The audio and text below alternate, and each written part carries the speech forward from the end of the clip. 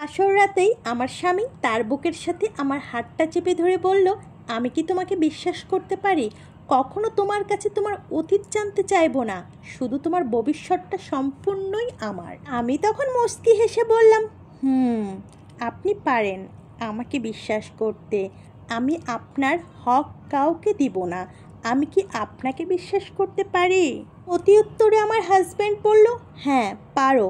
আমি তোমার বিশ্বাসের মর্যাদা রাখার সর্বোচ্চ চেষ্টা করব। আর এই কথাগুলো বলার সময় আমাদের দুজনের চোখ পানিতে ভিজে যাচ্ছিল।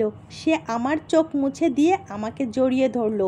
কিছু সময়ের পর আমি জানতে চাইলাম, আপনি চোখের পানি মুছছেন না কেন? সে হেসে বলছিল, এই চোখের পানি মুছিয়ে দেওয়ার দায়িত্ব যে তোমার। আমি কখনো আপনার চোখে আমার জন্য পানি আসতে দিব না ইনশাল্লাহ। কেউ বলল, আমিও দিব না ইনশাল্লাহ।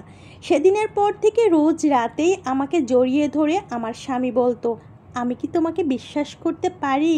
আমিও তার কথায় মুচকি হাসি দিতাম। হঠাৎ করেই একদিন খেয়াল করলাম, সে যেন কয়েকটা কাগজের টুকরা নিয়ে কি জানি পড়ছে বিড়বিড় করে, আর মুচকি হাসি দিচ্ছে। কিন্তু এই মোবাইল ফোনের যুগে কি কেউ আর লাভ লেটার দেয় নাকি? আমি আসলেই দেখলাম কাগজগুলো লুকিয়ে ফেলেছে।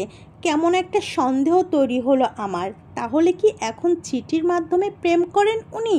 তাই যদি না হয় তাহলে আমায় দেখে কেন লুকিয়ে ফেললেন? আমিও কম না, লুকিয়ে লুকিয়ে খেয়াল করে দেখলাম সে কাগজগুলো মানিব্যাগে রাখে।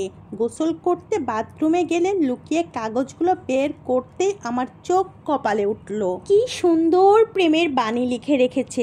রাগের থেকে কষ্টই বেশি হচ্ছিল। আমার সাথে প্রতারণা করছে। হঠাৎ খেয়াল করে দেখলাম হাতের লেখাটা উমা, এ তো আমারই।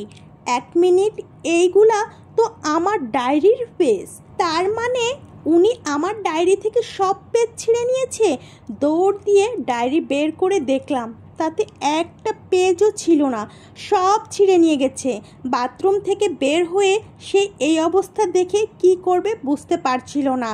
আমি তার কথা শুনে আবেগে চোখের পানি ফেলছিলাম। সে ব্যস্ত হয়ে পানি মুছতে লাগলো, বলতে লাগলো, তোমাকে কি কষ্ট দিয়ে ফেলেছি আমি? সময়ের সাথে সাথে আমার সুখের সংসারটাও বড় হচ্ছিল, কিন্তু সুখ সবার কপালে যে সয় না। দিন দুজনে ঘুরতে বের হলাম। সামনে দিয়ে একটা গাড়ি আমাকে চাপা দিচ্ছিল।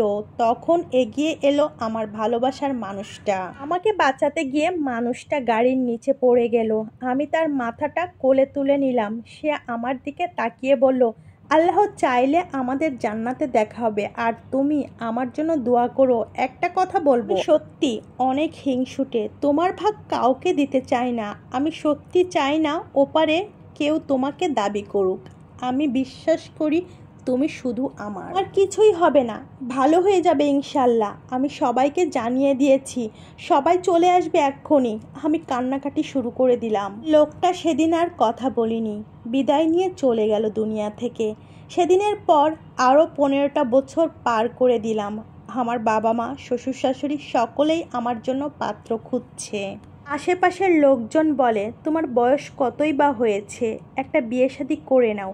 কিন্তু কাউকে নিয়ে কিছু ভাবতে গেলে আমার কানে ওই একটা কথাই বাজে, আমি বিশ্বাস করি তুমি আমার। এটা শুধুমাত্র একটা গল্প, কিন্তু বাস্তব জীবনে আমি দেখেছি অনেক নারী তার স্বামীর স্মৃতিটুকু নিয়েই বেঁচে থাকে।